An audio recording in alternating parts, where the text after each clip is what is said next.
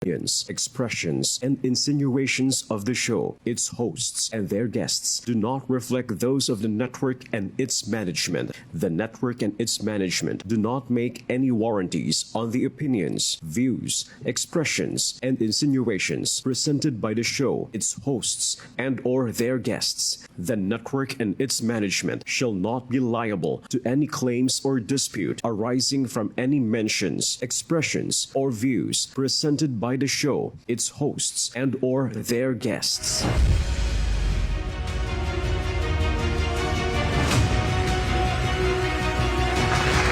Magandang tanghali mga kasambahay. Samahan niyo po kami sa loob ng 1 oras at kalahati ng pagbibigay ng agarang aksyon at solusyon sa inyong mga hinaing reklamo at sumbong. Dito lang sa direktang sumbungan ng bayan. Sumbong mo, aksyon agad. Sa ngalan ng ating Chief Philippine National Police, Police General Jose Melencio Corpus Nartates Jr. Ako po ang inyong lingkod, Police Major Attorney Jake Serrano Arcilla, ang Chief Investigation Section ng Manila Police District. Sama-sama naman po tayo sa 1 oras at kalahati ng pagseserbisyo publiko dito sa bansa, maging sa iba't ibang panig ng mundo. Magandang tanghali po sa ating lahat. Ako naman po, si Police Major Salve Brasal Doloroso ng Directorate for Education and Training. Magandang tanghali po sa atin mga kasangbahay. Ako naman po ang inyong kasangga sa pagbabalita, Police Lieutenant Christine Marticio, ang team leader ng Sumbong Nyo, Aksyon Agad. Ako po ang inyong lingkod, Tiger Ming. Mga kasambahay, simulan na natin ang paghahatid ng serbisyo publiko dito sa nag-iisang direktang sumbungan ng bayan. Mga problema ay tutugunan. Mga hinaing nyo'y aaksyonan. Rectang Connect, aksyon agad! Kasali ka dyan, manali ka lang at lahat ng mga pagsubok. Di umano ang ating unang complainant, ngunit sa huli ay naloko lamang ng katransaksyon niya. Para sa detalye, nasa kabilang linya si Neldit Grace Diaño from Commonwealth, Quezon City. Ma'am, magandang tanghali po. Ma'am Neldit, good afternoon po. Nandiyan na kaya si Ma'am Connected Neldit? na po ba si Ma'am Neldit? Action Center? Check, parang wala pa si Ma'am Neldit, no? Yes, magandang Nga pala hapon malakas po. ang ulan ngayon ay baka Yung signal, apektado yung signal din. Apektuhan yung kanyang signal. Yun, Ma'am ma'am, Neldit, good afternoon narinig po. niyo po kami. Baka po nakamute po sila, pa-check po ng audio. Yes po. Wala pa si Ma'am Neldit. Parang connected na siya, no? Pero hindi pa natin marinig. So ano kaya itong kanyang reklamo ngayong araw na ito, no? Na ating bibigyan ng solusyon, no? Ayun. So, kanina pala ay napakalakas ng ulan. No? So, parang nagkakaroon siya ng problema. So, babalikan natin si Ma'am Neldit. Unahin na muna natin itong isang nagreklamo pa sa atin. Okay? Okay, ito. Hinikayat di umano ang susunod nating complainant na maglagak ng puhunan para sa isang trucking business. At nangakong magbibigay ng garantisadong 5% buwan ng kita sa loob ng 12 buwan. Ngunit ang pangako ng katransaksyon ay napako matapos tumalbog ang mga cheque nito. Alamin natin ang detalye mula kay Mergin Lara ng Tansa Cavite, Ma'am. Mergin, magandang tanghali po. Magandang tanghali po. Yes po, ma'am. Magandang tanghali po. Welcome po sa programang Sumbong Nyo, Aksyon Agad. Ma'am, pakabigyan po kami ng konting detalye ito sa nangyari sa inyo para po sa kabutihan ng ating mga manunood. Opo, maraming salamat po sa pag-assist po sa amin dito. Una po, ako po si Mergin Lara, isa Yes po. sa mga naging funders or investor po ng Diversion Express Logistics Service or tinatawag po na DEX. Opo. Na pinamumunuan po nila Patrick Irving Mateo at Samantha Danica Mateo. Ma'am, Ngayon po, excuse me po, maputol ko lang. Ma'am, sino po yung nireklamo natin dito, ma'am? Medyo bagalan natin ng konti para Bagalan. marinig po tayo ng ating mga manunood. Opo. Ang nireklamo po dito ay si Patrick Irving Mateo at Samantha Danica Mateo. Yun, si Patrick Patrick. at Samantha Mateo. Yes, ma'am. Sige po, pakituloy po ang inyong kwento, ma'am.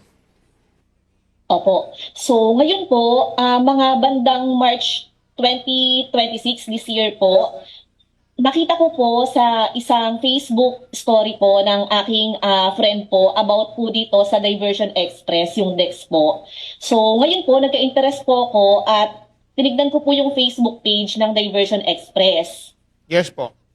Ito, Opo, ito pong Diversion Express is isang tracking business po na na-establish daw nung around 2019 po, na sila po ay isang tracking business na at the same time po ay naghihikayat po ng sa publiko through their Facebook page na mag-invest po sa kanila as a business funder.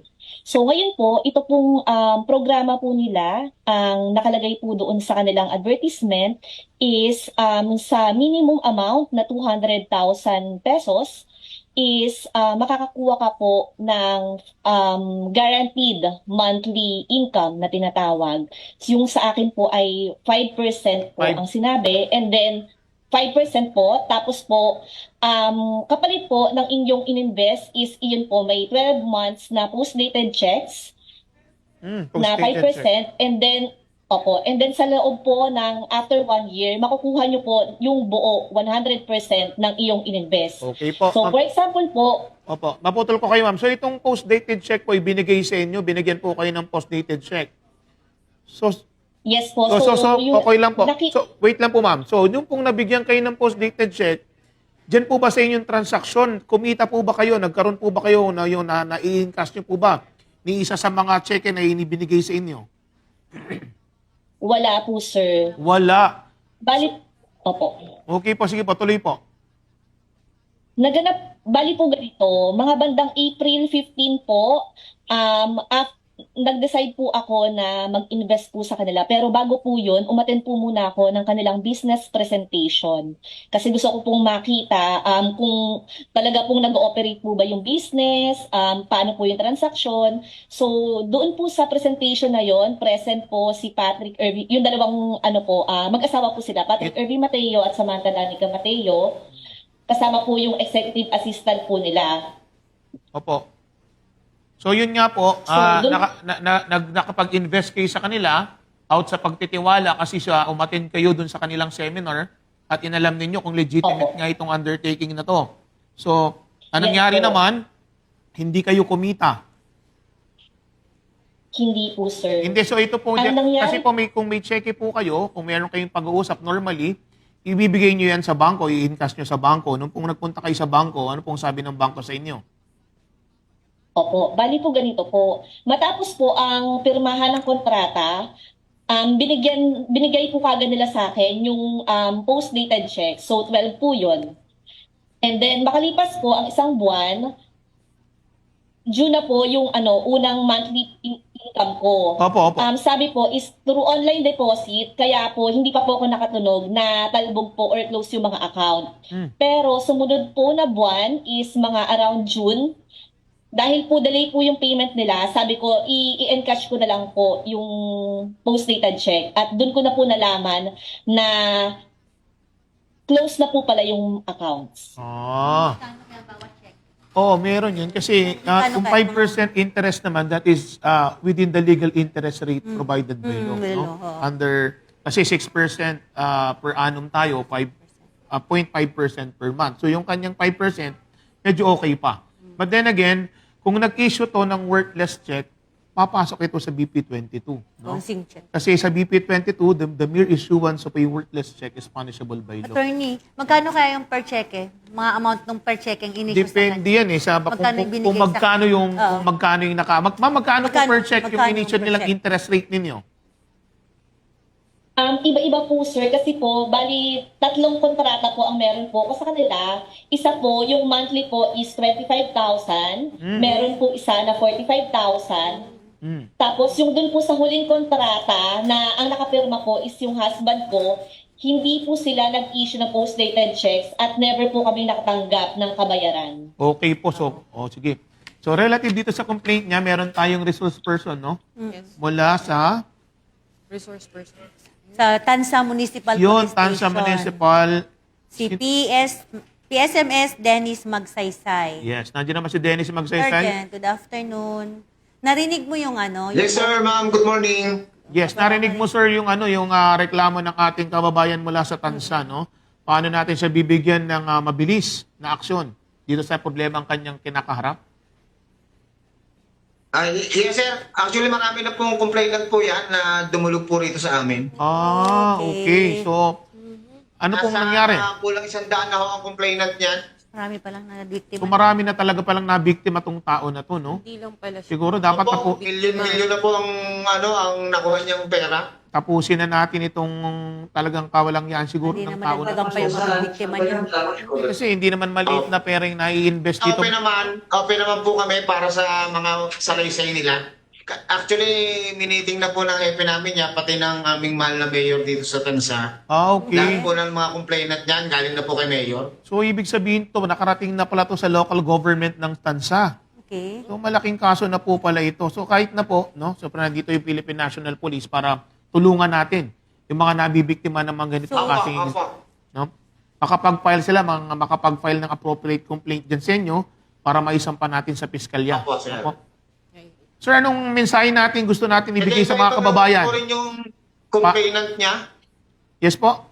Tika iba-ibang lugar din po. So kung may mga ibang complainant na, pwede rin niyo po bang i-entertain po si Madam para mabigay niyo rin po kung ano yung mga requirements na pwede niya po niyang dalhin para ma-assist po natin siya. In addition po dun sa mga nagreklamo na rin. Opo, ma'am. Andito lang po naman ako. Duty po ako ngayon. Pwede siyang mag-drop by. Kasi malapit lang po sa Tansayan, sa Maya. Siguro po mag-usap kayo off air ni ma'am, no? Para you talk to her directly para kung ano yung gagawin agad ninyo. ng salaysay para madala na sa Yes sa po. piskal. Yan, kailangan natin mabilis na aksyon, di ba? Aksyon agad! Yan, ganyan. So, Opo. kaugnay nito, Opo, sir, sir. meron ka ba mabibigay na mensahe para sa mga kababayan natin dyan, taga dyan sa Tansa, para wag nang mabiktima ng gantong Opo, ubos? marami po. Kasi actually, sir, itong Mateo group na to ay nakakapambiktima po raw. Notorious na itong mga to. Sana maging mapanuri tayo sa mga gantong modus. Alamin muna po lahat ng kung talagang too good to be true po yung mga ganitong sistema po ng pangumuha ng pera. Opo. Okay. Salamat sa iyo, Police Master Sergeant Dennis Magsaysaya, at ay naasahan namin na matutulungan natin itong complainant natin sa kanya naging problema. Okay po, maraming salamat din po. Magandang tanghali po. Salamat po sa pagtitiwala sa ating programa. Maraming salamat po, ma'am. Ma'am, naririnig niyo po kami. Nawala na yata si ma'am. Nandito po. Ma'am Mergit. Yes po, ma'am. Opo. So, off air po, mag-usap na lang po kayo ni Sergeant Magsaysay para makapag-file po kayo ng appropriate complaint doon sa office nila. Tutulungan po nila kayo sa pinakamabilis at magandang paraan po. Maraming salamat po sa pagtitiwala sa programa, ma'am. Ayun. Maraming salamat din po sa mabilisang aksyon niyo po. Yes po, salamat po. And of course, dito sa ating Tansa Police Station, no, please kindly provide us your action videos and photos sa result ng inyong investigation para naman ma-update natin yung ating mga kababayan kung ano nangyari sa ginawa niyong investigasyon sa kasong ito. Okay, sir. Thank you. Okay, thank you. Magandang hapon sa inyo dyan sa Tansa. Thank you. Yun, snappy. Ayun, Please. so, dumako naman po tayo sa susunod nating sumbong. Investment scam naman ang sumbong ng ating kasangbahay kaugnay sa pagbebenta ng mga iPhones. Kaugnay dito, nasa kabilang linya po si alias Elena from Bacoor City. Ayan, sir and ma'am. Ayan. Bacoor ulit, Cavite ulit. Ma'am Elena, magandang tanghali po. Ayan. Pakikwento po sa amin ang inyong sumbong, ma'am Elena. Connected na ba si Ma'am Elena? Yes, good morning po. Naririnig po. Yes Yes po, po, ma'am. direct Magandang here po. tanghali po. Welcome po sa programang Ayan, Sumbong Mo Aksyon Agad. Ma'am, pakibigyan kami ng detalye nitong sa nangyari sa inyong pangloloko, ma'am. Actually, ang gulo po kasi talaga ng sitwasyon kasi parang naging domino effect siya. Yung una po kasi is meron pong akong meron akong kinukuhanan ng iPhone. Opo. And then, papa-installment po kami. Then, lumapit po sa akin si respondent. Hindi ko na lang din po papangalanan. Sige po.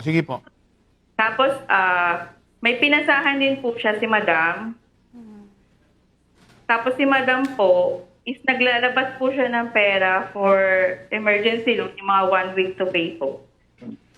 Then, pinaasa po siya sa akin. And then, kung magkano po yung remit ko sa kanya na 25% every 2 weeks, is yun daw po yung magiging payment sana sa iPhone namin. And then, so, ang nangyari po is, may nakilala ako sa Facebook,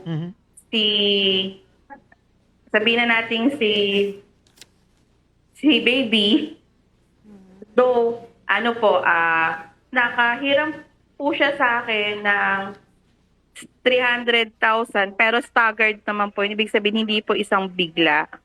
Po, staggered po. Nakuha ng kayo ng Opo, hindi po 300,000 siya- pesos. Opo, hindi po siya yung isang bigla na 300. So, nung una po is 150, tapos 50, 25. So, ang nangyari po is 2 weeks, almost 2 weeks or 3 weeks lang po siya naging okay sa payment. And then, ang nangyari po is netong huli na, nung middle na ng May, nalaman ko na nawala na yung puhunan niya na 300. Nawala na. Paano niyo po nalaman, ma'am, na nawala na yung inyong pera? Kasi kinonfirm ko po sa kanya, actually po sir, kasi nakuha ko na po yung CFA kaninang umaga lang sa barangay. Kasi almost 45 days din po kami pabalik-balik sa barangay pero wala po talaga siya na i-produce.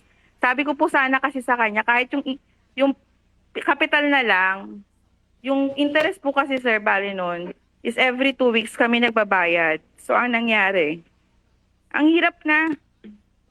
2 weeks kayo po yung nagbabayad. So, nanghiram po kayo ng pera, tapos ipinahiram nyo rin dito sa tao. Ganito ba po yung nangyari sa inyo? Opo, ang nangyari po kasi is, willing naman daw po siya, may kasunduan po kami. Oh, Ang worry ko lang po is, sorry, ano po, ma'am? Yung worry nyo po, Yes, ma'am. nawawala si ma'am. Hello, Ma'am Elena. wait lang Ma'am, po. Apo. Opo. yan po, babalik po. Ano pong yung worry ninyo, ma'am? Paano po namin kayo matutulungan? Is yung kumuha po talaga ng iPhone sa amin, si respondent, nakiusap kami sa kanya. Opo, sige po, ma'am. Kalmahin niyo lang po. Nakiusap sa inyo. Na? Kami po yung nakiusap na baka pwedeng sabihan si Madam na itigil na po muna yung interest kasi ang laki na po na na-abono namin eh. Kasi po Pero yung... hindi rin po namin sure kung ano po yung napag-usapan ni respondent tsaka ni Madam tungkol doon. Kasi ang nangyayari po talaga, ako po talaga yung nagbabayad ng hulog ng iPhone doon sa kinukuhanan ko. Simula po nung May 30, May 20, nung May 20 hanggang sa kasalukuyan. So magkano na po as of now, inaiabono nyo dyan? Ang nangyayari po kasi every 15 days, 75,000 yung binabayaran namin. Naku, malaki. Malaki. Kailan po yung Kaya naging huling... nga po. Ma'am, kailan po naging huling pag-uusap ninyo? Kayong tatlo? Hindi ko po talaga nakakausap pa direkta si Madam. Yun po kasi yung problema. Kasi po kayo, yung utang ninyo is separate from the liability nun namang nangutang sa inyo. Yun po yung problema Opo, natin opo. dito. So, siyempre, yung agreed interest nyo dun sa pinag-usapan ninyo, ay hindi masasagot nitong kabila kasi is a separate transaction po. Opo, nakiusap naman po kasi ako kay respondent na baka sana pwedeng kami mismo yung makiusap. Though nakuha ko na rin naman po yung CFA kasi ipafile na rin naman po. Ang gusto lang po sana namin is sana kahit papano matigil yung interest. Doon po sa ano na yun, siguro for humanitarian consideration, baka pumayag po yung nagpautang sa inyo, pero we cannot assure that kasi syempre it's a separate transaction. Hindi naman, wala naman po kinalaman yung nangutang sa inyo doon sa pinagkakautangan ninyo. No? Pero pwede pong pag-usapan yan. Actually, yung pagpunta ninyo sa barangay or you can have somebody na mag-mediate para pag-usapan ninyo yan kasi naiipit kayo, pwede naman po yun. But then again, still, you have a cause of action against dito sa nangutang sa inyo na nako-compromise kayo because of sa kaginawa niya. Opo, sir. Yes po. So kaugnay nitong inyong reklamo, ma'am, makakausap natin sa kabilang linya si Police Corporal Marco Cupo ng Bacoor CCPS. Marco, nandiyan ka ba sa kabilang linya? Yes sir, magandang hapon po. Police Yeah. Corporal Cupo sir. Okay, good afternoon sa iyo. Narinig mo naman yung kwento ng ating kababayan, no? Siguro, paano natin siya matutulungan sa pinakamabilis at mabuting Bali, paraan? kaninang 10 a.m. sir, natawagan ko na siya at nag-cognizant kami sa incident. Alam na namin, sir, yung mga pangyayari. Mamayang 2:30 p.m., sir, magkikita kami para sa mga documentary evidence. Kasi pagka pumasok, sir, sa estafa, dun kay Baby, pwede kami mag-file ng estafa against dun sa Baby na sinasabi ni ma'am. Kasi meron na siyang CFA. Ngayon, regarding naman dun sa nasa taas niya, inutangan niya.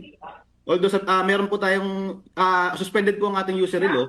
So yung both party po yung magseset noon. Pero ang sabi ng Korte Suprema naman, sir, dapat unconscionable yung yung interest, hindi po unconscionable. So Parang law proper student to remedy si, doon si ay Marco. mag-file sila sa OCC para sa civil case, sir. So sa atin, sa PNP, ang pwede natin handle, sir, is yung criminal case from complainant papunta kay Baby. Which is yung hindi nga, kung may misappropriation doon, pwedeng stop, sir.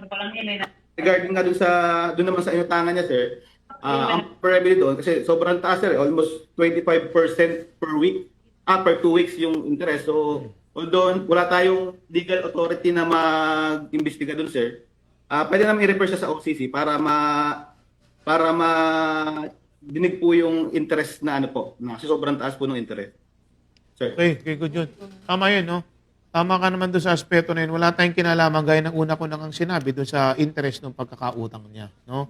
Pero yun niyang i-appeal or gumawa siya ng mag-court intervention for that, no? Para bumalik lang yung interest sa legal interest natin. Kasi according to our rules, so, sa batas, kapag yung interest hindi yan naisulat or isinulat, hindi yan tamang interest. So, babalik tayo dun sa legal interest rate na tinakda ng batas.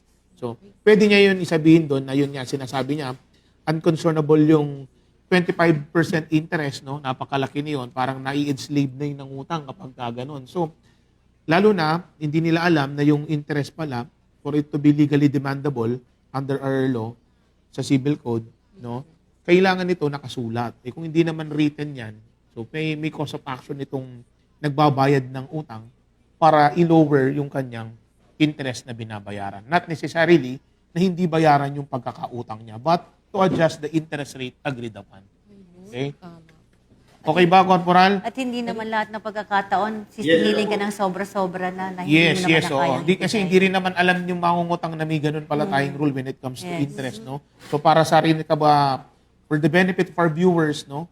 Pag ganyan na may interest at lalong malaki yung interest ninyo, interest under the law should be written for it to be legally demandable, no? Kung hindi, babalik tayo sa legal interest rate na tinakda ng ating batas na 6% per annum or 0.5% per month. Okay, magandang hapon sa iyo, Corporal Marco Cupo. Siguro you talk to the complainant of air para mas Makuha yung masettle detalye. ninyo yung pagpa-file niya ng complaint, no? Yes, sir. Bali, mamaya po 2:30, sir, magkikita kami. Okay, very good. Personally, po handle that case, sir. Yan ang magandang mabilis na aksyon at nararamdaman. Yan. Okay. Okay, Ma'am Elena naman po, Ma'am Elena. Bago ka po namin bitawan, may mensahe ka po ba sa inyong inirereklamo? Sakaling nanonood po siya ngayon, sila ngayong hapon. Ma'am Elena, nawala na yata. Elena, andyan pa po kayo? Ma'am. Yes po, nandito pa po. Apo, Yes po, opo. Baka po may mensahe ka po sa nirereklamo po ninyo para mapakinggan ka po habang nanonood sila sa hapong ito. Po, bale, siguro po sana makausap ko na maayos, madam. Yes, ma'am. Kalmahin niyo lang po yung sarili. No? Nandito naman po yung Philippine National Police para tulungan kayo. No? Naiintindihan ko po yung nagiging emotional kayo dahil sa laki ng binabayaran ninyo at kami po yung nagpapasalamat sa pagtitiwala niyo dito sa aming programa na matulungan po kayo dito sa nararanasan ninyong suliranin ngayon. No? Rest assured, alalayan po kayo ng Bacoor CPS dyan para ma-resolve nyo yan sa magandang paraan po. Maraming salamat po. Okay, thank you po. At sa ating resource person na sa Police Corporal Marco Cupo, thank you sa iyo at kindly provide us your action photos and videos para malaman natin at ang ating mga kababayan yung nangyari dito sa investigasyon na ginawa ninyo. Okay? Copy po, sir. Copy po. Okay, thank you. Mga kasambahay, wala pong bibitaw. Manatiling nakatutok sa ating programa at sa ating pagbabalik, ihatid naman natin sa inyo ang ilang mahalagang impormasyon mula sa inyong pambansang pulisya pagkatapos lamang po ng ilang paalala.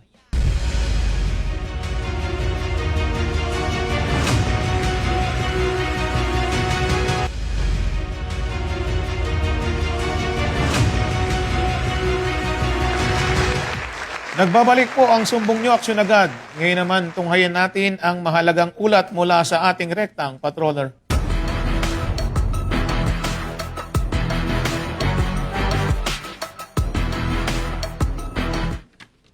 Narito naman po ang ulat mula sa Police Regional Office, Bangsang Moro Autonomous Region, kaugnay sa first parliamentary election sa lugar.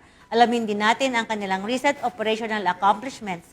So mga kasangbahay, nasa kabilang linya ang tagapagsalita ng PRO Bar, si Police Captain Steffi P. Salangit, OIC Regional PIO ng PRO Bar.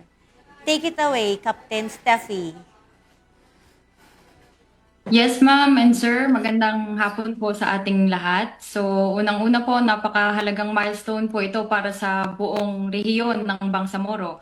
Ito nga pong kauna-unahan natin na parliamentary elections dito sa BARM. So, sa panig naman po ng PRO BAR, sa pamumuno po ng aming Regional Director na si Police Brigadier General Christopher M. Abesha, ay matagal na po nating sinimulan yung ating mga election security preparations, and before po magsimula yung official na election period, nakapagsagawa na po tayo ng Regional Joint Security Control Center meeting last July 14 dito po mismo sa ating regional headquarters. So kasama po dyan yung Regional Election Director ng COMELEC BARM, ang atin pong TDCO na si Police Major General Wilson Joseph F. Lopez ay nandito rin po, kasama yung mga regional directors from Police Regional Offices 9, 10, 11, 12, and 13. So sa meeting po na yun, tinalakay po yung ating kabuuang mga security preparations, yung ating deployment ng mga security forces, at iba pong mga election areas of concerns para po masiguro natin na handa po lahat ang mga law enforcement agencies bago pa man po magsimula yung ating election period. So sa ngayon po ma'am and sir, masasabi natin na generally peaceful ang ating peace and order situation sa BARM. Pero syempre po hindi ibig sabihin nito ay magiging kampante na tayo. Tuloy-tuloy po yung ating mga law enforcement operations para mai-address natin yung anumang threats and papanatili natin yung kapayapaan po sa buong election period. So kasabay niyan yung ating mahigpit na pagpapatupad ng election gun ban sa buong Bangsamoro Region. Ang sino mang mahuli po na lumalabag sa election gun ban ay maaari pong maharap sa mga election offense sa ilalim po ng Omnibus Election Code, bukod pa po sa iba pang mga kaukulang kaso kung may iba pa pong mga paglabag sa batas. So nais din po nating ipaalala sa publiko na ang exemption po sa election gun ban ay hindi po ito automatic. Kahit ang mga law enforcement personnel kagaya po natin or yung mga military personnel at iba pang mga individuals ay na maaari pong maging exempted dito sa ating gun ban ay kinakailangan pong may valid na certificate of authority from the COMELEC. And ganun din po yung mga licensed firearm holders. Kung wala po tayong authorization from the COMELEC, hindi po tayo pwedeng magdala ng mga baril or mga armas natin sa panahon po ng election gun ban. Tungkol naman po sa ating election areas of concern, may kabuuan na pong 27 na mga lugar dito sa Bangsamoro Region na kasalukuyan na pong nasa red category ng COMELEC. 21 po dyan ang nasa Lanao del Sur, 3 po ang nasa Maguindanao del Sur, and tig-iisa naman po ang nasa Basilan, Maguindanao del Norte, and Special Geographic Area. Pero gusto po nating linawin na yung mga pagiging red category ng mga lugar na ito ay hindi po nangangahulugan na magulo po ang mga lugar na ito at present. Ito po ay security assessment na ginagamit po ng COMELEC para matukoy natin kung saan yung mga kinakailangan na dagdagan yung ating security forces and mga preventive measures. Ito po kasing mga areas na ito ay may history ng mga election-related incidents, kaya kasama po sila sa listahan na inilabas ng COMELEC. So, tuloy-tuloy yung ating mga checkpoint operations, yung ating close coordination with the AFP sa COMELEC, and iba pa po nating mga partner agencies para po mapanatili natin yung security and order dito sa mga lugar na ito. Captain Steffi, handang-handa na ang ProBar para sa nalalapit na eleksyon. Para sa kaalaman ng ating mga kasangbahay, kailan ba yung date, exact date ng magaganap yung eleksyon para mabigyan din natin sila ng dagdag kaalaman? Ang election po natin, ma'am, will be on September 14, 2026. September 14, no? Lapit na. Magandang pakinggan naman yung preparation ng ating ProBar ay maayos na. Ay, smooth. No?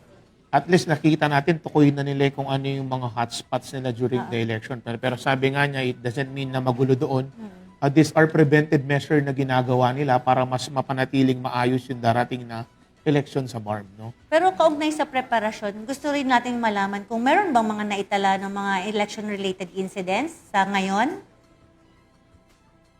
Ma'am, sa ngayon po wala pa po tayong naitatala na election-related incidents. Buti naman kung ganun. At sana walang mangyari. Kung sana Yan naman, ang ipinagdadasal kasi natin. talaga naman yung election na yan ay required by the Constitution yan, yung autonomy ng ating Bangsamoro. Yes. Yung yan. Meron talaga yan dapat tutukan natin. At bago po namin kayo bitawan, maaari po bang bibigyan nyo kami ng mensahe yung ating mga kababayan para itong sa ating darating na election sa BARM?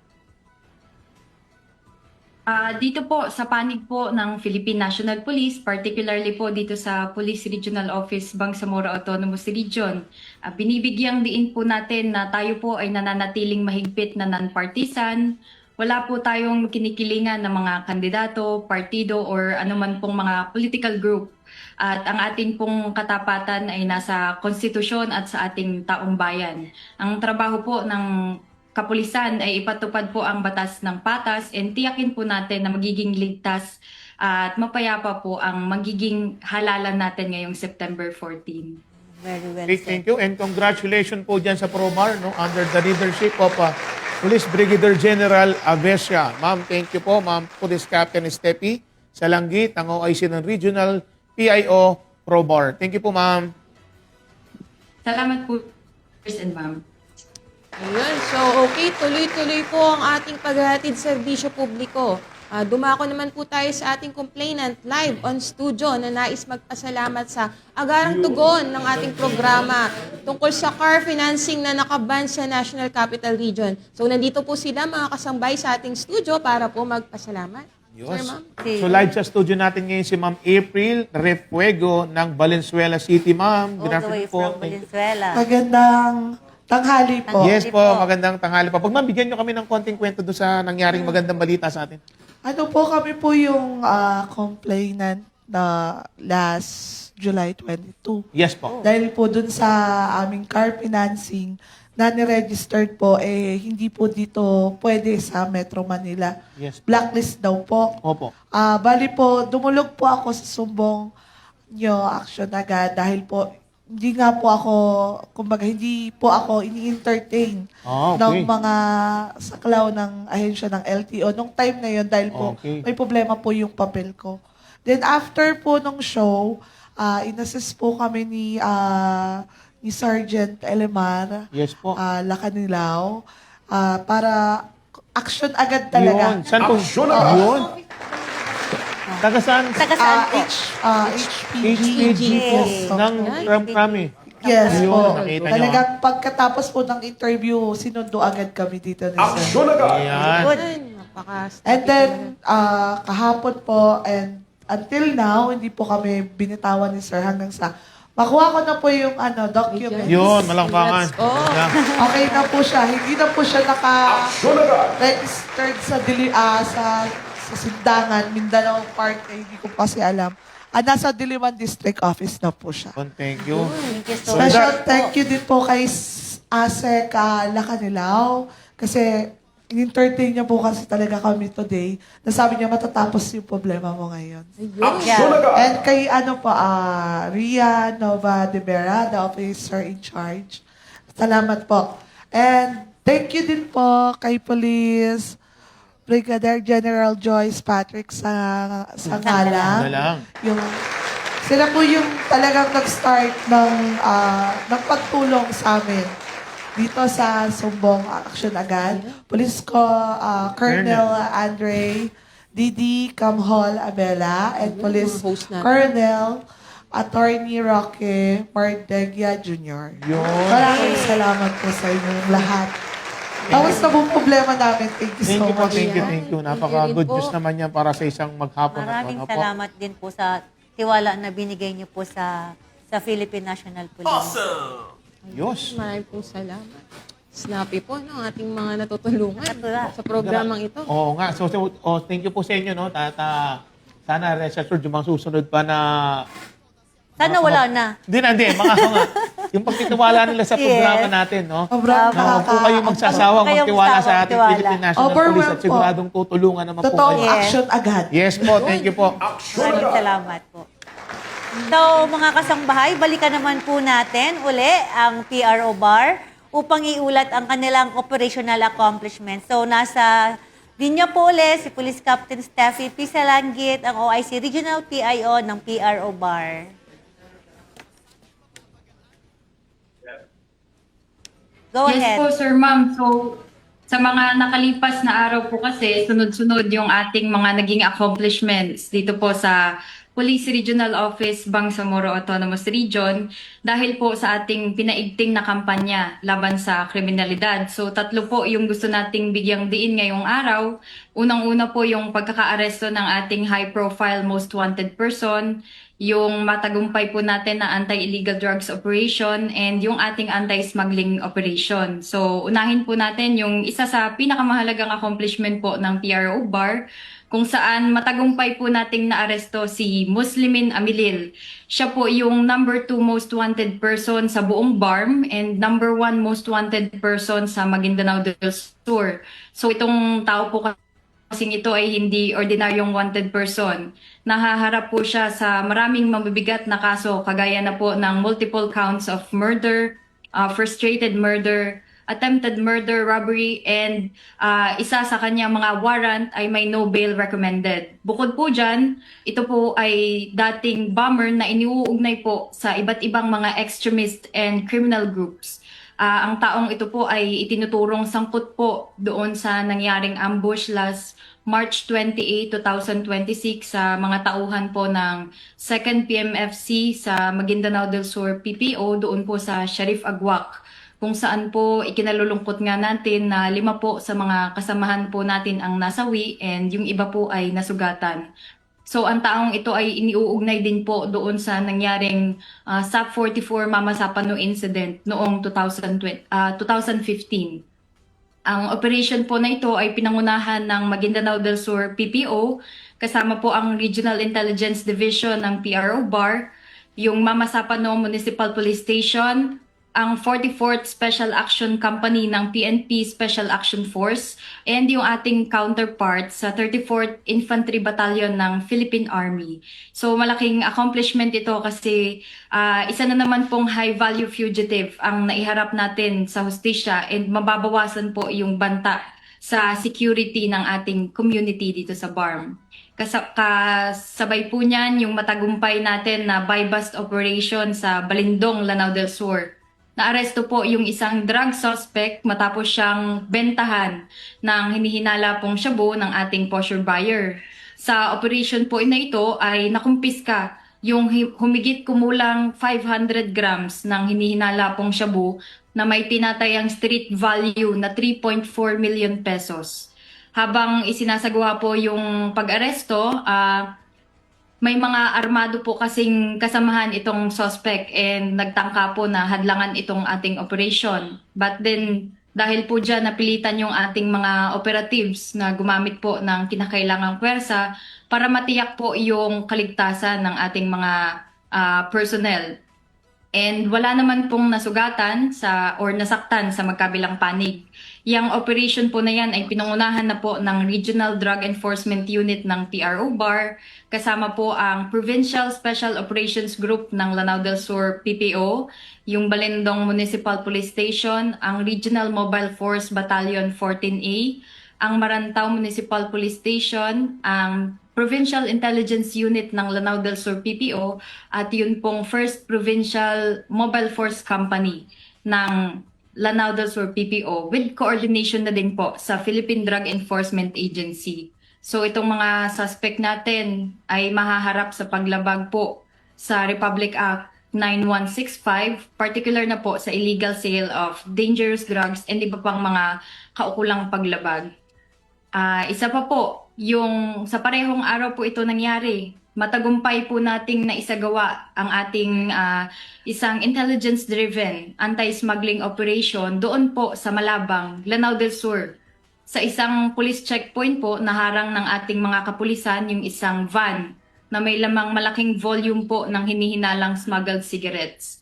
So nakumpiska po dyan yung 1,400 reams ng modern cigarettes na nagkakahalaga po ng humigit kumulang 1.198 million, and yung 1,000 reams ng San Marino cigarettes na nagkakahalaga po ng humigit kumulang 855,680. So sa kabuuan po, mahigit 2.5 million pesos na halaga po ng mga nakumpiskang hinihinalang smuggled cigarettes. Ito pong driver ay nagtangka pa nga pong tumakas, pero mabilis po ang coordination ng Malabang MPS, yung ating iba pang mga mobile force companies para siya ay maaresto. So ang kaso po ng taong ito ay may kaugnayan naman po sa paglabag ng Republic Act number 10863 or yung Customs Modernization and Tariff Act natin. So kapag po napatunayan na ang taong ito nga po ay lumabag sa batas, mahaharap po siya sa pagkakakulong or pagbabayad po ng mabigat na multa. So bukod po kasi sa paglabag sa batas, ito pong smuggling ay nakakapinsala po sa ating ekonomiya dahil nawawalan po ng kita yung ating pamahalaan at naaapektuhan yung mga legitimate na mga negosyo dito sa ating lugar. Wala nang sound. Wala. Wala nang sound. Okay. Ayan, So, once again, no? Accomplishment. Ang ganda na kanilang mga Nakakatuwa. accomplishment. No, Yung nakakatuwa. PRO bar alone talaga nagtatrabaho ang Philippine National Police. Papa, air, water, and landman niya. Yun. So once again, we would like to extend our congratulations sa Team ProBar, no? At syempre sa ating tagapagbalita, ang OIC ng Regional PIO ng ProBar, ang napakaganda na si Police Captain Estepi. Sa ko langit. pa lang. Thank you po. Thank you po sa inyong accomplishment. Salamat po, Sir and Ma'am. Ayun, sa iba naman po nating mga usapin, mga kasangbahay, isinusulong ng Unified 911 Emergency Hotline ang responsableng pagre-report ng iba't ibang klaseng emergencies at aktibong pakikilahok ng mga bawat mamamayan sa pagpapanatili ng kaligtasan ng komunidad sa pamamagitan ng maagap at wastong pakikipag-ugnayan sa mga kinaukulang emergency response agencies. Binigyang diin nito ang mga legal na pananagutan ng sinumang gagawa ng frank, malicious o peking emergency calls dahil nag-aaksaya ito ng oras at pondo ng pamahalaan at maaaring magdulot ng pagkaantala sa pagtugon sa mga tunay na nangangailangan ng agarang saklolo. Sa pamamagitan ng patuloy ng pagpapalawak ng kaalaman ng publiko, hinihikayat ang responsableng paggamit ng Unified 911 Emergency Hotline upang higit pang mapalakas ang kaligtasan ng komunidad, kahandaan sa oras ng sakuna at pakikipagtulungan ng mamamayan sa mga ahensya ng pamahalaan na tutugon sa mga ito. Ayun. So malaking tulong tong 911 system natin.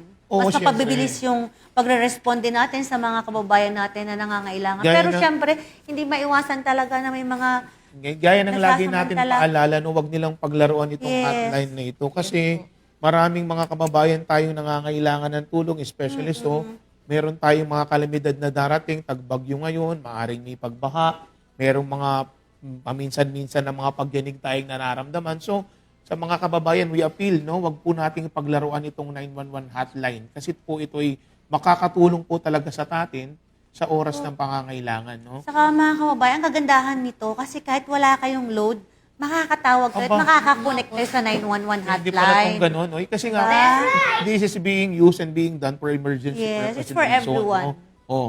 So mga kasambahay, no? Wala po munang magdi-disconnect at babalik po ang sumbong nyo. Action agad.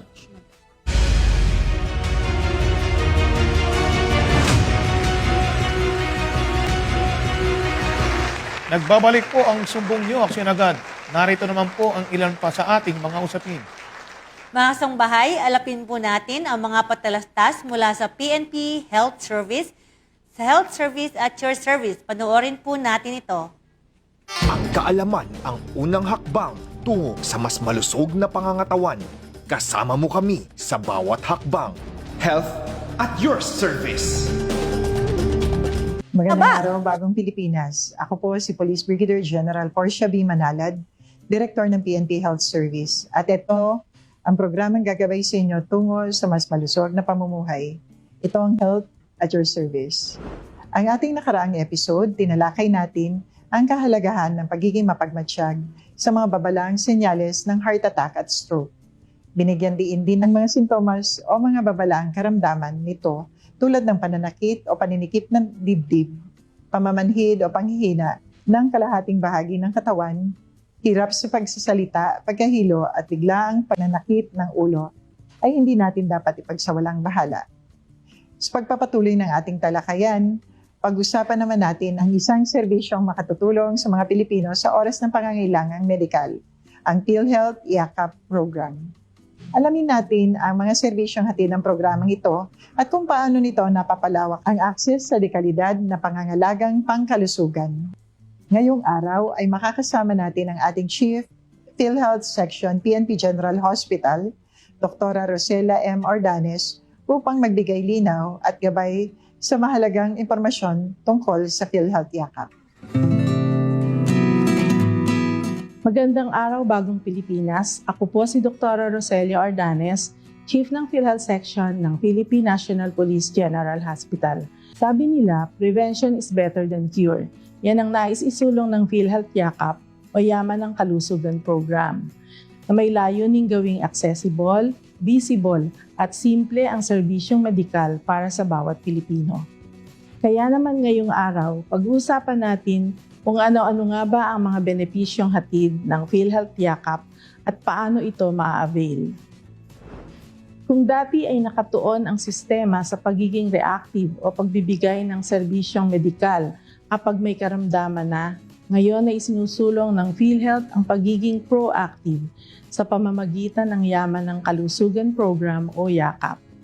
Dahil pangunahing layunin nito ay ang prevention at early diagnosis ng mga karamdaman, sa halip na magpagamot lamang kapag may sakit na, hinihikayat ng PhilHealth ang bawat miyembro na maging mas maagap sa pangangalaga ng kanilang kalusugan. As of 2026, nasa 4,311 na ang accredited YACAP clinics at nasa 2,097 naman ang accredited gamot facilities nationwide. At kabilang dito ang Philippine National Police General Hospital. As of 2025, over 176,433 na PhilHealth members mula sa kapulisan ang registered na sa YACAP. Ang PhilHealth YACAP ay para sa bawat Pilipino. Kailangan lamang na magparehistro sa mapipiling YACAP clinic upang magamit ang libreng benepisyo at serbisyo. Sakop ng PhilHealth YACAP ang mga sumusunod: libreng check-up sa YACAP clinic, laboratorio or diagnostic test, mga cancer screening test at libreng gamot na napapaloob sa programang ito na maaaring makuha sa accredited na botika. Ang lahat ng ito ay makukuha batay sa kailangan ng pasyente na rekomendasyon ng doktor. Ilan sa mga gamot na kasama dito ay ang mga anti-infectious medicines or para sa infeksyon. Kasama din dito ang mga gamot para sa allergies, hika, sakit sa puso, mga bara sa ugat, gamot sa kolesterol, at pati mga maintenance medicine para sa hypertension. Para sa kompletong listahan ng gamot na cover dito, maaari nyo itong i-check sa PhilHealth YACAP Facebook page o website. Bukod sa mga pre-consultations and gamot, pwede rin silang mag-avail ng mga laboratory test at saka cancer screening test. Para sa mga laboratory services, pwede ang CBC with platelet count, lipid profile, fasting blood sugar, oral glucose tolerance test, HbA1c, creatinine, chest x-ray, sputum microscopy, ECG, urinalysis, pap smear, fecalysis, and fecal occult blood test. Covered din ng PhilHealth Yakap ang mga early cancer screening test gaya ng mammogram, breast ultrasound, low-dose chest CT scan, alpha-fetoprotein, liver ultrasound, at colonoscopy. Isa rin kasi sa pangunahing isinusulong ng Yakap ang early detection. Pag maaga kasing na-detect ang sakit gaya ng cancer, mas madali itong i-manage, mas tumataas ang tsansa ng paggaling. Maaari po itong ma-avail ng lahat ng PhilHealth members. Kung mayroon ka ng PhilHealth Identification Number, maaari nang magparehistro sa mapipiling Yakap Clinic sa pamamagitan ng mga sumusunod: eGov.ph app, PhilHealth Member Portal, PhilHealth Offices sa buong bansa, at Yakap Clinic. Kung rehistrado na, maaari nang pumunta sa Yakap Clinic para sa unang konsultasyon o health assessment o yung tinatawag na first patient encounter. Matapos ang unang konsultasyon at assessment ng doktor, maaari na siyang magrekomenda ng mga kinakailangang laboratorio base sa kondisyon ng pasyente na makukuha rin sa Yakap Clinic. Libre pong makukuha ang mga benepisyo at serbisyo kung ikaw ay magpapatingin sa mga pampublikong pasilidad na accredited ng Yakap Clinic.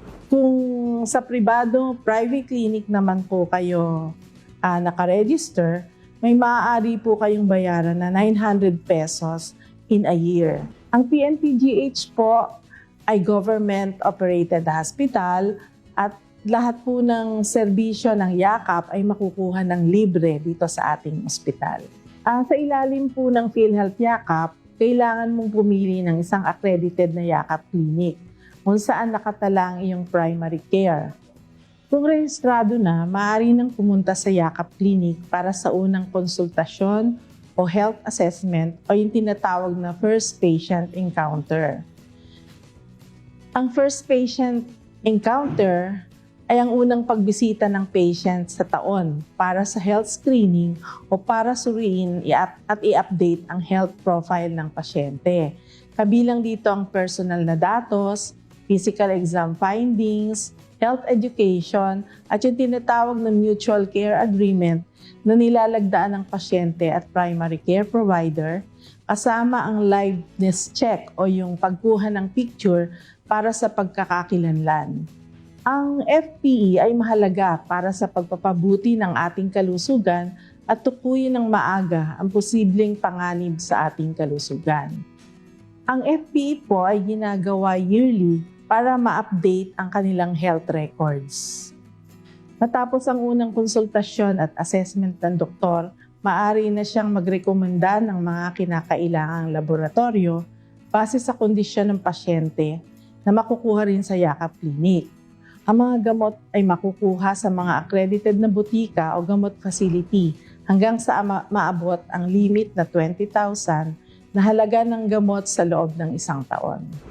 Magandang balita para sa ating mga kapulisan, tayo po ay accredited na as gamot facility. Makukuha nyo na po or ma-avail ang mga reseta dito sa PNP General Hospital. Kung sakali po na hindi po available dito, maaari po namin yung bigyan ng reseta papunta sa mga accredited gamot facilities para ma-avail nyo po yung mga gamot na hindi natin makuha dito. Ang mga antibiotics na gamot o anti-infectious ay dapat kunin sa loob ng 2 araw matapos itong ireseta. Ang tanging doktor lang po ng Yakap Clinic kung saan kayo nakarehistro ang maaaring magbigay ng reseta at rekomendasyon. Depende po sa pangangailangan ng mga pasyente. Para naman ma-monitor yung 20,000 annual coverage, pinapaalam yan ng pharmacy sa miyembro kung ito ay lampas na ng 20,000. Makikita rin yung balanse ng bawat miyembro sa tuwing ito ay kukuha ng gamot sa butika. Ito ay nasa gamot availment slip na siyang ibinibigay ng butika pagkatapos makuha ang gamot. Maaari ding gamitin ang eGov.ph app o mag-login sa PhilHealth member portal gamit ang iyong account. Dito makikita ang iyong balanse, mga reseta at transaksyon. Laging suriin ang bilang at pangalan sa gamot availment slip bago ito pirmahan sa butika. Ang napili mong klinik ang magiging sentro ng iyong pangangalaga. Kung meron pong mga katanungan, maaari pong tumawag sa Viber number ng PNP General Hospital Yakap Clinic sa 0997-429-3957 o sa PhilHealth office mismo sa kanilang hotline 866-22588 na bukas 24/7. Pwede rin po mag-email sa actioncenter@philhealth.gov.ph or tumawag gamit ang click-to-call sa PhilHealth website. Pwede rin po pumunta sa mga yakap booth na itinalaga ng PhilHealth sa iba't ibang lugar ng bansa o kaya ay dumalaw kahit sa ang tanggapan ng PhilHealth. Paalala po sa publiko, magrehistro at pumili ng accredited yakap clinic bago ma-avail ang serbisyo. Tandaan, ang kalusugan ay isang mahalagang yaman na dapat nating pangalagaan araw-araw. Sa pamamagitan ng PhilHealth Yakap o Yaman ng Kalusugan Program, mas napapalapit ang bawat Pilipino sa dekalidad, abot kaya at tuloy-tuloy na serbisyong pangkalusugan. Kaya naman, sama-sama tayo sa pagsusulong ng isang mas malusog na kinabukasan. Maging proactive at magpatingin ng regular dahil sa PhilHealth Yakap, bawat Pilipino ay may katuwang sa pag-abot ng mas malusog, mas ligtas at mas magandang buhay. Maraming salamat po, Dr. Ordanes, sa napakahalagang impormasyong tungkol sa PhilHealth Yaman ng Kalusugan Program. Sa ating naging talakayan, ating nalaman ang mga benepisyong hatid ng programang ito para sa mga Pilipino, lalo na sa pagpapalawak ng access sa mga serbisyong pangkalusugan at pagbibigay ng mas maayos na proteksyong medikal sa bawat miyembro at kanilang pamilya. Sa pamamagitan ng tamang impormasyon, mas nagiging abot kamay ang dekalidad ng serbisyong pangkalusugan para sa lahat. Sa susunod na episode ng Health at Your Service, tatalakayin ng ating medical officer na si Police Lieutenant Colonel Benali E. Bayani, nephrologist and Chief Department of Internal Medicine, ang chronic kidney disease. Kabilang ang mga sanhi nito, mga sintomas, mga paraan ng pag-iwas at kaukulang gamutan. Magkita-kita po tayong muli. Maraming salamat sa inyong pagsubaybay. Sa ngalan ng ating Chief Philippine National Police, Police General Jose Melencio C. Nartates Jr., ako po si Police Brigadier General Porcia B. Manalad. Bagong PNP para sa bagong Pilipinas, serbisyong mabilis, tapat at nararamdaman. Sa lakas ng bayan, kalusugan ay ating kaagapay, narito kami handang umalalay. Ito ang Health at Your Service. Yan po ang Health at Your Service. Congratulations PNP Health Service to its Director, Police Brigadier General Porcia Banyaga Manalad, ma'am. Sa mga hindi nakapag-register sa PhilHealth Yakap, mag-register na po sa pinakamalapit na Yakap Center sa inyong lugar. Ayun. Samantala, patuloy naman po ang PNP sa pagbibigay ng mahalagang impormasyon ukol sa seguridad upang mapanatili ang kaayusan at kaligtasan ng publiko kaugnay sa nalalapit na 2006 barangay at sangguniang kabataan election. Gaganapin ang BSKE sa November 2, 2026 para sa halalan ng barangay chairpersons, members of the barangay sangguniang barangay, sangguniang kabataan chairpersons at member of the sangguniang kabataan. Ang election period ay tinakdang mula October 3 hanggang November 9, 2026, kung saan ipapatupad ang iba't ibang hakbang sa seguridad upang matiyak ang mapayapa at maayos, malinis na pagdaraos ng halalan. Inaasahan ang pakiisa ng bawat mamamayan sa pagsunod sa mga batas at alintuntunin sa panahon ng halalan. Kabilang dito ang mga sumusunod: Bawal ang pagdadala ng baril o iba pang nakamamatay o nakakasakit na mga armas nang walang kaukulang paintulot mula sa COMELEC sa panahon ng election gun ban. Mahigpit din pong pinagbabawal ang vote buying at vote selling o ang pagbibigay, pagtanggap o pangangako ng pera, regalo o anumang kapalit ng boto. Bawal rin po ang pananakot, panunuhol, pamimilit o anumang uri ng panggigipit sa mga botante upang impluwensyahan ang kanilang pagboto. Paninira o pagsira sa mga legal na election campaign materials, pagpapakalat ng maling impormasyon o fake news na maaaring maka-impluwensya sa mga botante o magdulot ng kaguluhan. Ang paggamit ng dahas, ang pananakot o anumang kilos na maaaring makasagabal sa mapayapang pagdaraos ng halalan. Paalala ng Philippine National Police, ang pakikipagtulungan ng bawat mamamayan ang susi ng isang malinis, tapat at mapayapang halalan. Agad na iulat sa pinakamalapit na himpilan ng pulisya, COMELEC o sa 911 o maging dito sa aming programa, ang anumang paglabag na inyong masasaksihan. Ayan. Ang bilis lang ng panahon, halala na naman. Na naman, election. Meron tayong election dun sa bar dito sa Barangay SK election. Oo, BSKE. Yes. Mapalad pa rin tayo na nakakapag-express tayo ng ating freedom. Yan. Tawag Diba? din, right to suffrage under your constitution. Yes. Ang karapatan nating mamili ng mga tao na Nararapat. na siyempre maglilid sa atin, no? Hindi yung mga gagamitin lang yung pesto na yan para sa pansarili nilang kapakanan. So tayong mga botante, pagkakataon nating maghalal ng tama. Yes. Lalo na itong barangay, the smallest unit of your Huwag community. sayangin ang binigay na Huwag natin sasayangin yung pagkakataong ibibigay sa atin ngayon. No? So mga kasangbahay, sa iba pang usapin, ang mapayapang pagpapahayag ng saloobin ay isang karapatang pinangangalagaan ng ating saligang batas. Iginagalang ng Philippine National Police ang kalayaan sa pamamahayag at ang karapatan ng bawat isa sa mapayapang pagtitipon at pagpapahayag ng kanilang opinyon. Kung kayo ay lalahok sa isang mass gathering o rally o anumang uri ng pagtitipon, ugaliing sumunod sa mga alituntunin ng mga autoridad at ng mga organizer. Maging mapagmatsyag sa inyong paligid, iwasang makipagtulakan o makipagsagutan na maaaring humantong sa kaguluhan at huwag magkalat o maniwala agad sa mga beripikadong impormasyon. Siguraduhin may paraan kayo ng komunikasyon sa inyong mga kasama. Alamin ang itinilagang entry at exit points at sundin ang mga traffic at public safety advisories. Kung may napansin naman kayong kahina-hinalang kilos o anumang banta sa kaligtasan, agad itong iulat sa pinakamalapit na pulis o sa kinaukulang otoridad. Patuloy na nananawagan ng iyong pambansang pulisya sa lahat na pairali ng disiplina, respeto at pagkakaisa upang mapanatiling ligtas, maayos at mapayapa ang anumang pampublikong pagtitipon. Sama-sama nating isulong ang responsabling paggamit ng ating mga karapatan para sa kapakanan ng bawat Pilipino. Ang inyong pambansang pulisya ay laging handa para sa bayan at para sa mamamayan.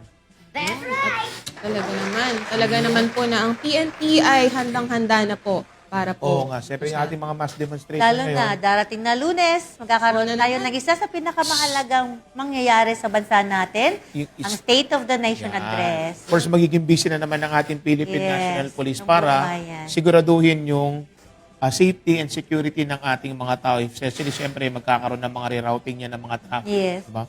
Kasi para hindi naman maantala yung daloy ng traffic itong darating na zona. So, public service po tayo. Announcement po sa mga nakakaalam na kinaroroonan o sa mga nakakita kay Lorraine Ann Basmonte, 17 years old. Sa tulong po ng CCTV footage ito, huling nakita noong July 20, 2026, bandang 5:55 a.m. sa Kalinisan, Bacoor, Cavite at sumakay ng jeep patungong Tansa, Cavite. Ito ay nakasuot ng red top and black pants. Please po, kung nakita ninyo, meron kayong kaalaman, please contact Joyce Basmonte, kanyang kapatid, sa mga numerong 0951-979-2796 at 0991-690-4275. Ayun. Nakikita nyo po sa ating TV screen.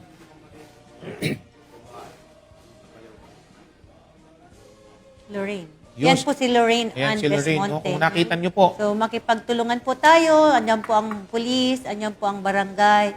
At kung sino mang pwede pa pong lapitan para mahanap po natin si Lorraine. para, kaya to, wala naman siguro siyang, hindi naman siguro, Wala naman, mentally wala naman capacitated, siguro. no? Hindi naman nabanggit, no? Pero siya'y nawawala at kami nananawagan yung kanyang mga kaanak na tulungan natin silang hanapin itong kanilang kaanak. No? Muli po, kindly please contact 0951-979-2796 or 0991-690-4275. Yan, ang ating missing person. Yun. Announcement. Ang Association of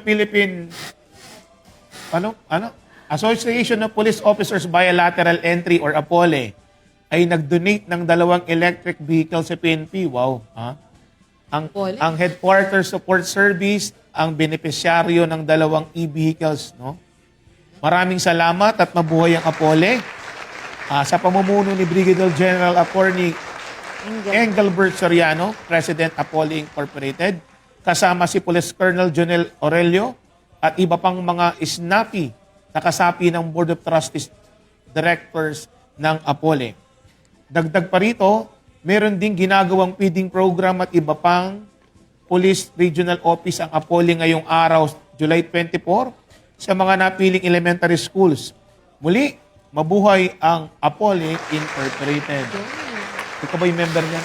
Yes, ayan. Apole tayo, sir. So, APOLE, no? maganda yung adhikain ng grupo, kaya supportahan po natin. Magaganda Kasi rin ang members at the end ng of the APOLE. day, kahit ano po mang asosasyon yan, basta ikakabubuti ng Philippine National Police, dapat nating supportahan. Mahirap pa yung may kulay eh. We're wearing Yes. one uniform. Dapat we're working as one. Yes. Yun. Attorney, ikaw na. Ako pala. Personal greetings. Buti na lang. Ito na po tayo. Masayang Nice parte. kumbatiin siyempre ang aking, again, ang nanay Iswal ko at ang tatay Brad, ang aking mga mahal na magulang. No?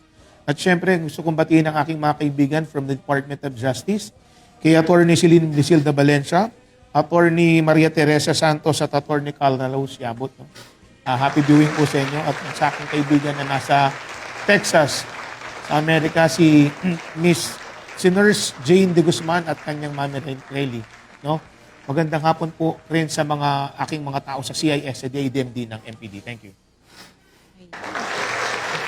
Sa akin naman po, gusto ko pong batiin ang buong personnel ng Directorate for Education and Training. Of course, sa pamumuno ng aming butihing Director, Police Major General Bowen Joey M. Masauding, ang aming Deputy Director, Police Brigadier General Romeo Roel Berango, and aming Executive Officer, Police Brigadier General Gemma Sivin Luan. Special mention din po sa aming kaibigan dyan po sa Budget and Fiscal Section, si Police Lieutenant Colonel Mon Sawan. At of course, yung mga katuwang po natin sa baba, sa mga municipal police station, gusto pong batiin sila Police Lieutenant Colonel Bionjarn Labos ng Didalupihan Police Station at si Police Lieutenant Colonel Rene Joy Mosquisa naman po ng Carmona Police Station.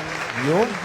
Siyempre po, ako naman po, binabati po ng buong SNAA family ang aming pinakamamahal na si NUP Chrissy Delavin. Ma'am Chrissy, happy birthday. Alam niyo naman, kahit may sakit na, ipumasok pa rin para sa bayan, para makatulong dito sa studio. One of the brain behind the show. Happy birthday. Yun, oh. Snappy naming head writer. Ayun, pakik pala tayo. The brain behind the show. Happy birthday, ma'am. Happy birthday po. At syempre, may nagpapabati po ang aking mga kaklase from DRC 2015, Class Matalasi from Luzon, Visayas, and Mindanao. Kumusta kayo at mag-iingat kayo palagi. At syempre, yung mga ka-RSSF collator, may accounting at formation tayo, 5 p.m. SAR uniform, so don't forget, huwag kayong a-absent at mahigpit nyo yun. Alam na? At pahabol. Gusto naming batiin ni Attorney Jake ang aming mga kaklase sa Kabuklod at Sanlacan. Magandang hapon po sa inyong lahat. 2012. Ako din pala, class Pinaglaan, 2023. Yes Apole.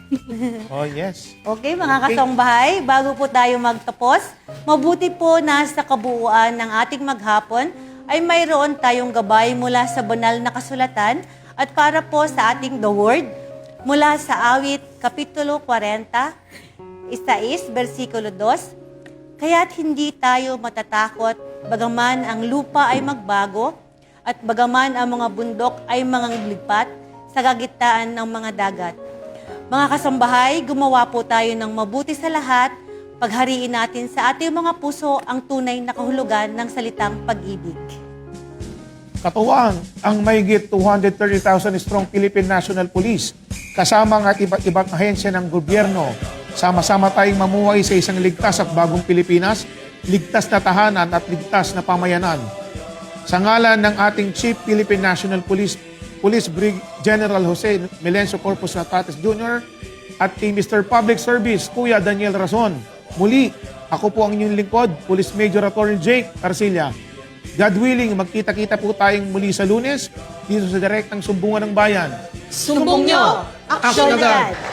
Kami sa UNTV, Diyos ang aming sandigan, serbisyo publiko ang aming pinahahalagahan. Isang ligtas na araw po sa ating lahat.